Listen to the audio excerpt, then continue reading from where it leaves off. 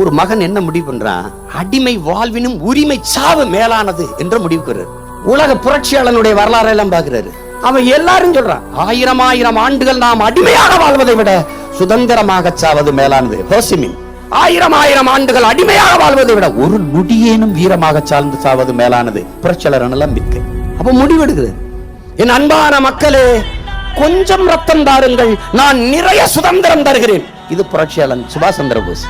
அவரை தன் முன்னத்தியராக எடுத்துக்கிறார். காரணம் என்ன? அவர் பிடல் காஸ்ட்ரோ எடுத்திருக்கலாம், ஹோசிமின் எடுத்திருக்கலாம், யாசர் அரபாத் எடுத்திருக்கலாம், எத்தனை விடுதலை போராட்ட வீரர்களை முன்மாதிரி எடுத்திருக்கலாம். ஆனால் தன் தந்தையர் நாடு இந்திய நாட்டின் விடுதலைக்கு ராணுவம் கட்டி போராடிய புரட்சியாளன் சுபாஷ் சந்திர போஸை தன்னுடைய முன்னத்தியராக எடுத்துக்கொண்டு, எங்கள் தலைவன், நாங்கள் நிறைய ரத்தம் தந்து விட்டோம், அன்பான உலகத்தீரே கொஞ்சம் சுதந்திரம் தாருங்கள் என்று போராட வந்தார். அறிவார்ந்த தமிழ் சொந்தங்களே, தம்பி தங்கைகளே, கவனத்தில் வச்சுக்கணும். எப்படி வந்தான் நம்ம தலைவன்?